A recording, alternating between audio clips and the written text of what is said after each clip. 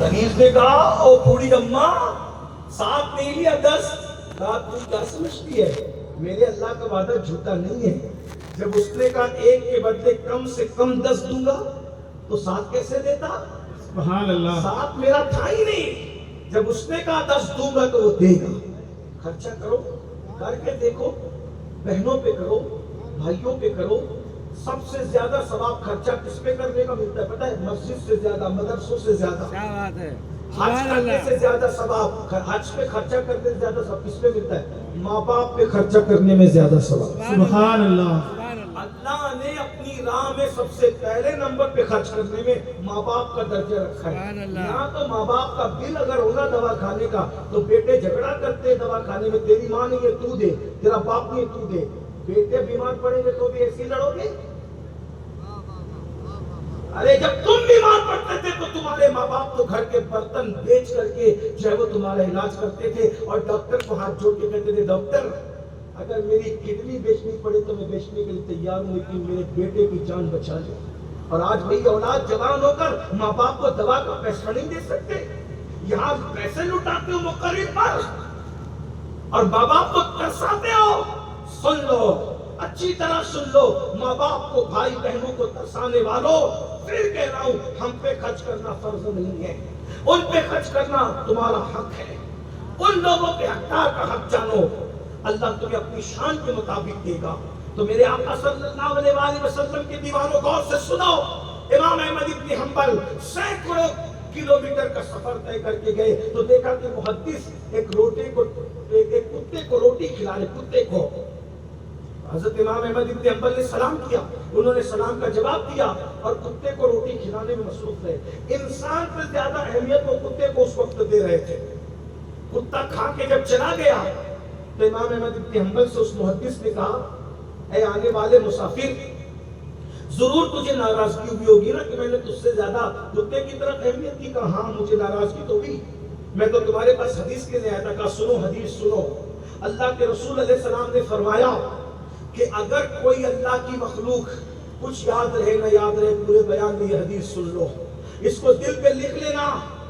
اور مسجدیں بنا کر جنت کے ٹھیکیدار بننے والوں, ہر سال حج اور عمرہ کر کے جنت کے ٹھیکیدار بننے والوں, جلسے جلوس کر کے جنت کے ٹھیکیدار بننے والوں, اور بھائی بہن کی ماں باپ کی حق تلفی کرنے والوں, دل کے کانوں سے سن لو. اللہ کی مخلوق کو دھتکارنے والوں, اللہ کی مخلوق پہ ظلم کرنے والوں, سن لو سن لو سن لو. اللہ کے رسول علیہ السلام کی اس حدیث کو امام احمد ابن حنبل کے پاس وہ محدث سنا رہے ہیں. فرمایا حضرت سیدنا ابو ہریرہ فرماتے ہیں کہ اللہ کے رسول نے ارشاد فرمایا اگر اللہ کی مخلوق میں کوئی کسی کے پاس آئے آس لے کر, آس لگا کر آئے کہ یہاں میری آس پوری ہو جائے گی, یہاں میری آس پوری ہو جائے گی, اور آس پوری کر سکتا تھا مگر آس پوری نہ کیا.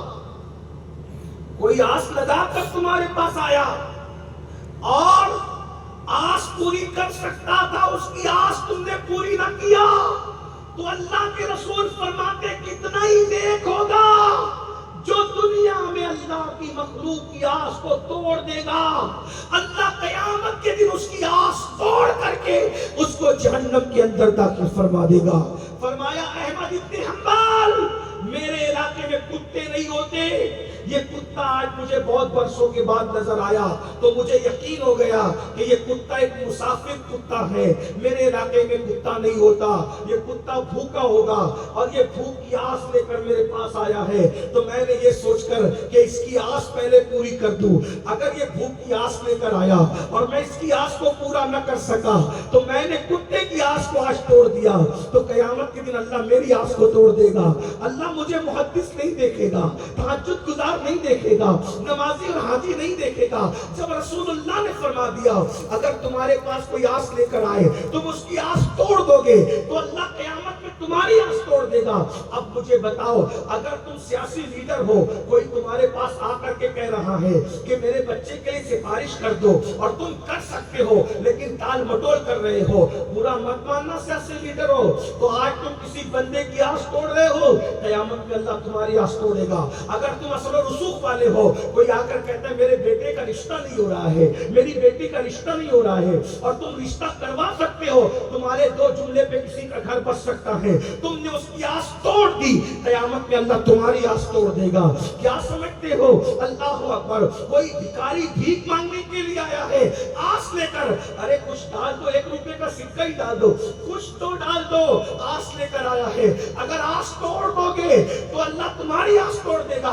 کچھ لوگ ہمیں مشورہ دیتے، ارے حضرت ہٹے کٹے لوگ بھیک مانگتے ہیں، وہ مستحق نہیں ہے بھیک کا۔ سن لو، حضرت خواجہ نظام الدین اولیاء فرمایا کرتے تھے، جو مستحق ہو اس کو بھی بھیک دو، جو مستحق نہیں ہو اس کو بھی بھیک دو، جو مستحق ہو اس کی مدد کرو، جو مستحق نہیں ہے اس کی بھی مدد کرو۔ کیا ہوگا؟ جس نعمت کا تم مستحق ہے اللہ تجھے وہ بھی دے گا، جس کا تم مستحق نہیں ہے اللہ تجھے وہ بھی دے گا۔ اللہ کہے گا جب میرا بندہ مستحق اور غیر مستحق کو بھی دیتا ہے تو جس چیز کا یہ مستحق ہے اس کو بھی دے دو، اور جس کا نہیں ہے وہ بھی عطا کر دو۔ یاد رکھنا، امام جعفر صادق میرے امام امام جعفر صادق، جب جعفر صادق کا نام آتا ہے تو میرا دل اندر سے وجد کرتا ہے، کیونکہ میں سوچتا ہوں کہ جعفر صادق یہ میرا مرشد کیسا میرا آقا ہے، ارے امام اعظم جیسا جس کی جوتیاں سیدھی کرتا ہو، جوتی سیدھی کرنے والا امام اعظم ہو تو امام جعفر صادق کا مقام کیا ہوگا؟ یہ نبی کے گھر کے بچے ہیں جن کی جوتیاں بڑے بڑوں نے سیدھی کی ہے۔ اللہ اکبر۔ امام جعفر صادق فرماتے ہیں علی جدہ وعلیہ السلام، فرماتے زمین پر جتنے ذرات ہیں اس سے زیادہ اللہ تک پہنچنے کے راستے ہیں۔ سبحان اللہ۔ زمین پر ایک رستہ نہیں ہے اللہ کا ولی بننے کا۔ یہ جو گاروں میں بیٹھے ہو نا، اسلام گاروں میں بیٹھنے کا نام نہیں ہے۔ اسلام تو دنیا میں رہ کر، تصوف کس کا نام ہے؟ نکل کر خانقاہوں سے ادا کر رسم شبیری۔ سبحان اللہ، سبحان آج تو لوگوں نے تصوف کو نامردی کر دیا۔ تصوف پریکٹیکل کا نام ہے، تصوف خدمت خلق کا نام ہے۔ ولی بننے کا طریقہ کیا ہے؟ برسوں میں نہیں منٹوں میں ولی بنو گے، منٹوں میں نہیں سیکنڈوں میں ولی بنو گے۔ اگر آپ کہیں تو میں بتا دیے جاتا ہوں طریقہ، حالانکہ میں ولی نہیں ہوں لیکن طریقہ بتا دی، اس لیے کہ کوئی کہنے والے کہتے ہیں نا اگر شادی نہیں کی ہے تو بارات تو دیکھی ہے نا۔ ہاں، ہم ولی نہیں ہیں لیکن طریقہ تو جانتے ہیں نا، بتا دیتے ہیں۔ ہم نہیں عمل کر سکے، تم کر لو نا عمل، ابھی بنو گے، کیسے بنو گے بھی بتاتا ہوں، لیکن تھوڑی دیر بیٹھو۔ لیکن ولی بن کر بھی مت سمجھنا کہ میں ولی ہوں، جس دن سمجھا میں ولی ہوں اس دن ختم، جس دن میں آیا اس دن گیا۔ ایک نے کہا تھا نا میں آگ سے، آدم خاک سے میں سجدہ کروں گا اس آدم خاک کو۔ اللہ نے کہا اخرج، نکل، میں کہنے والوں کی یہاں جگہ نہیں، اخرج فإنک رجیم، نکل یہاں سے۔ اور پھر قرآن کہتا ہے واستکبر وکان من الکافرین، تکبر کیا، تکبر مت کرنا۔ ہر گناہ مجرم بناتا ہے، تکبر آدمی کو کافر بناتا ہے۔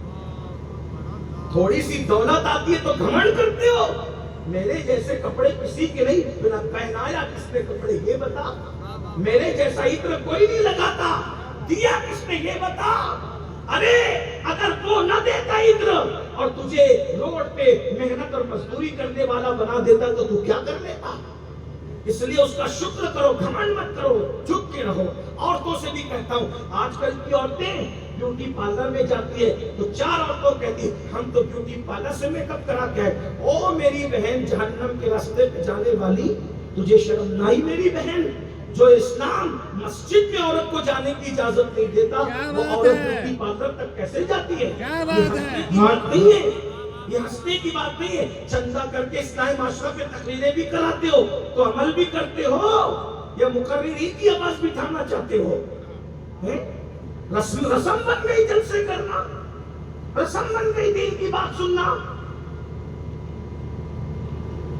سیدہ فاطمہ الزہرا وہ خاتون ہے، میں نے ہزاروں مرتبہ یہ بات تقریروں میں کہہ دی، بچے کو یاد ہے میرے نبی کی شہزادی کے سر کے دوپٹے کو کبھی چاند و سورج نے نہیں دیکھا، چاند و سورج نے بھی جس کے سر کے دوپٹے کو نہیں دیکھا وہ نبی کی شہزادی ہے بھائی، نبی کی شہزادی کی یہ شان ہے۔ اور آج آپ کی ہماری بیٹیاں بیوٹی پارلر میں جا رہی ہیں بے پردہ، مردوں کے